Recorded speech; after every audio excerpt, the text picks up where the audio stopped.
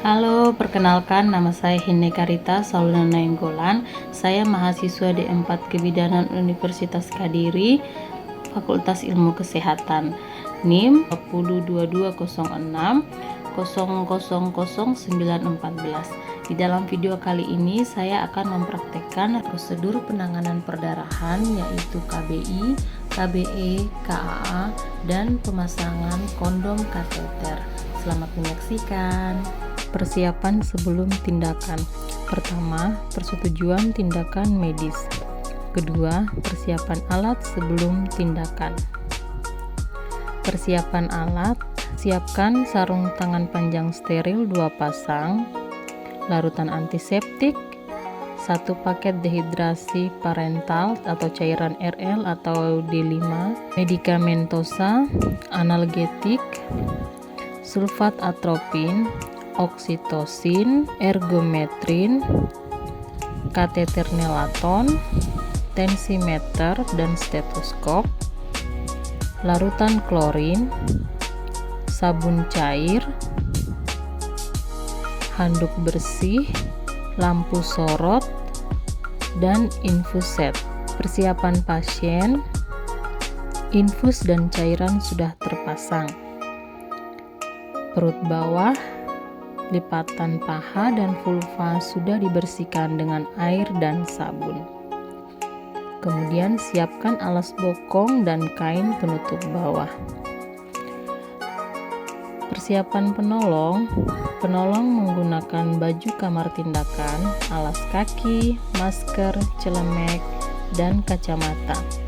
Kemudian pakai sarung tangan steril. Tindakan kompresi bimanual internal. Beritahu ibu dan keluarga. Ibu, selamat ya, adiknya sudah lahir sehat. Tapi mohon maaf ibu, ini kontraksi rahimnya kurang kuat sehingga terjadi perdarahan. Ibu, untuk membantu menghentikan perdarahan, mohon izin saya akan membantu menghentikannya dengan cara tangan saya akan masuk ke dalam rahim ibu.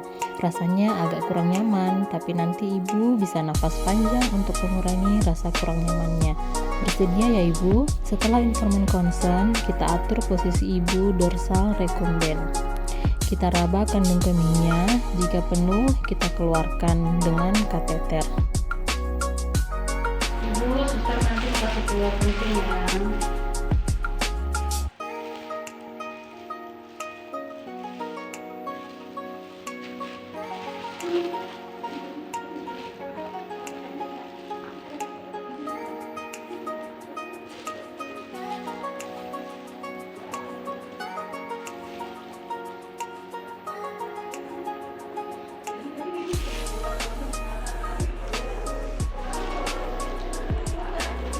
Kemudian kita menggunakan handskun panjang di tangan kanan dan handskun pendek di tangan kiri.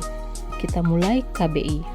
Kita masukkan tangan secara obstetrik dengan menyatukan ujung jari seperti ini, mencari diameter tangan yang paling kecil agar tidak menyakiti ibu. Ibu, mohon maaf, tangan saya akan masuk. Ibu, nafas panjang. Kita buka labianya, tekan dulu komisura posterior di atas koksigit. Kita tekan dulu agar koksigit agak turun untuk mengurangi rasa nyeri. Ibu nafas panjang. Masukkan tangan sampai serviks. Kemudian ujung jari tangan kita letakkan di atas serviks. Ini namanya fornix anterior. Jari-jari mengepal, ibu jari di dalam, kemudian tangan kita harus menghadap horizontal ke atas agar yang menekan bagian uterus adalah bagian panjang, bukan bagian yang tajam. Jadi kita harus posisinya horizontal menghadap ke atas. Tangan kiri kita letakkan di korpus seperti ini, kemudian tangan kanan akan menekan ke korpus atau kita sebut dorsokranial. Tekan ke arah korpus seperti ini, tangan kanan bergerak seperti menjepit uterus. Ditahan dan ditekan selama 5 menit. Kemudian kita evaluasi tanda-tanda kontraksi. Tanda kontraksinya, uterus akan seperti berdenyut karena ada gerakan kontraksi dan retraksi. Kemudian uterusnya akan menebal sehingga kedua tangan kita akan menjauh dan aliran darah yang keluar berkurang. Setelah 5 menit kita evaluasi. Jika kontraksinya bagus, pertahankan 5 menit agar semakin kuat kontraksinya. Tetapi jika tidak ada kontraksi, maka ibu perlu bantuan uterotonika. Oleh karena itu, kita akan keluarkan tangan kanan untuk menyentuhkan uterotonika dan memasang infus oksi. Sebelum itu, kita akan melakukan kompresi bimanual eksterna. Kita membutuhkan bantuan keluarga pasien untuk menggantikan KBI kita ke KBE. Maka kita panggil salah satu anggota keluarga ibu. Mbak, tolong bantu saya. Tangan kirinya menempel di belakang tangan kiri saya ya. Tekan yang kuat seperti itu. Pertahankan. Kemudian tangan kanan mengepal, ibu jari di dalamnya.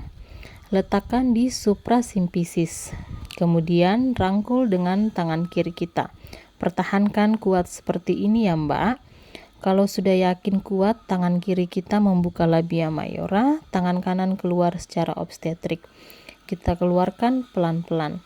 Bu, tolong nafas panjang ya Bu. Sementara keluarga sedang melakukan KBE dan kita pantau perdarahan sudah tidak deras lagi, kemudian kita persiapkan untuk suntikan Wetergin dan pemasangan infus oksitosin. Kita cuci tangan dulu di cairan klorin. Lepaskan handskun panjang, letakkan secara tersampir. Kemudian kita pakai handskun pada tangan kanan dan kiri.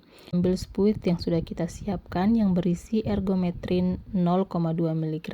Kemudian kita suntikan ke bokong atau paha atas ibu. Jangan diberi bila tensi darah ibu tinggi. Kita ganti cairan infus dengan cairan yang telah kita campur dengan oksitosin 2 ampul. Tetesannya kita los sehingga dapat habis dalam 10 menit. Langkah tindakan kompresi abdominalis. Baringkan ibu di atas ranjang, penolong menghadap sisi kanan pasien. Atur posisi penolong sehingga pasien berada di ketinggian yang sama dengan pinggul ibu. Tungkai diletakkan pada dasar yang tidak rata, tidak menggunakan penopang kaki, dengan sedikit fleksi pada artikulo coxe. Raba pulsasi arteri pulmonaris dengan jalan meletakkan jari telunjuk dan tengah kanan pada lipatan paha, yaitu pada perpotongan garis lipat paha dengan garis horizontal yang melalui titik 1 cm di atas dan sejajar dengan tepi atas simfisis osium pubis. Pastikan pulsasi arteri tersebut dengan baik. Setelah pulsasi dikenali, jangan pindahkan kedua ujung jari dari titik pulsasi tersebut. Kepalkan tangan kiri dan tekankan bagian punggung jari telunjuk tengah manis dan kelingking pada umbilikus ke arah kolumna vertebralis dengan tegak lurus. Dorongan kepalan tangan kiri akan mengenai bagian keras di bagian tengah sumbu badan ibu, dan apabila tekanan kepalan tangan kiri mencapai aorta abdominalis, maka pulsasi arteri femoralis yang dipantau dengan ujung jari telunjuk dan tengah tangan kanan akan berkurang atau terhenti, tergantung dari derajat tekanan pada aorta. Perhatikan perubahan perdarahan per vaginam. Bila perdarahan berkurang atau berhenti, pertahankan posisi tersebut dan lakukan pemijatan uterus oleh asisten sehingga uterus berkontraksi dengan baik. Bila dalam KBE ada kontraksi uterus, kita bisa hentikan KBE dan dilanjutkan pengawasan insentif. Kasus tertangani. Tetapi bila kontraksi uterus tidak terjadi, berarti kita lakukan lagi KBI 1-2 menit dengan teknik yang sama seperti tadi selama 2 menit. Bila hasilnya bagus, pertahankan 2 menit. Bila masih bagus, berarti selesai. Selanjutnya pengawasan insentif. Tetapi bila kompresi 2 menit tadi tidak berhasil, berarti kita katakan kompetensi kita habis. Kewenangan kita di vaskes dasar selesai, maka pasien harus dirujuk. Pasien yang dirujuk harus tetap dilakukan kompresi. Bila KBI, tangan kita tidak akan adekuat, tekanannya tidak stabil, sehingga beresiko menyebabkan perdarahan, apalagi KBE.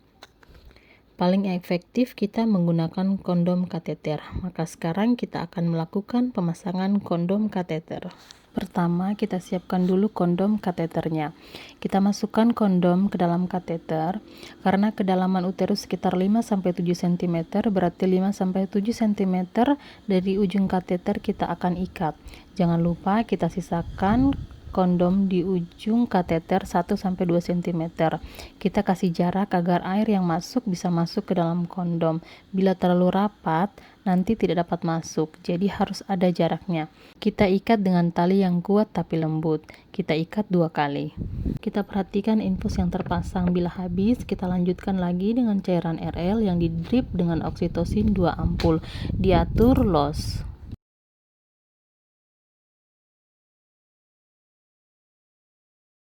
Pemasangan spekulum SIM, kita pasang di bawah dulu, memasangnya secara miring.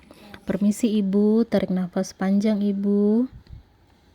Kita pasang di bawah dulu, kemudian kita pasang yang di atas. Miring juga sehingga terpasang atas dan bawah seperti ini. Kemudian kita lihat serviks. Bila serviksnya cukup lurus, tidak usah kita tarik. Langsung kita masukkan kondom kateternya. Kita masukkan ke dalam serviks sampai tali di luar serviks seperti ini. Jadi ikatannya ada di luar, pangkalnya kondom juga ada di luar, sehingga kalau bocor langsung mengalir keluar. Sudah terpasang seperti ini, kemudian kita sambungkan dengan selang infus NaCl yang sudah kita siapkan. Kita pasang seperti ini, kemudian kita los klem supaya air bisa masuk. Untuk lebih cepat, kita bisa menekan botol infus. Kapasitas uterus kita 300-500 cc. Kondom akan terisi sampai penuh. Bila sudah penuh, tetesannya akan berhenti dengan sendirinya. Kondom kateternya sudah penuh ya. Kita akan melepaskan spekulum SIM-nya. Miringkan spekulum dan keluarkan atas dan bawah. Lalu kita masukkan tampon kasa untuk fiksasi kateter dan juga untuk mengokohkan kondom kateter di dalam uterus sampai vagina terasa padat. Fungsinya juga untuk mengetahui bocor atau tidak.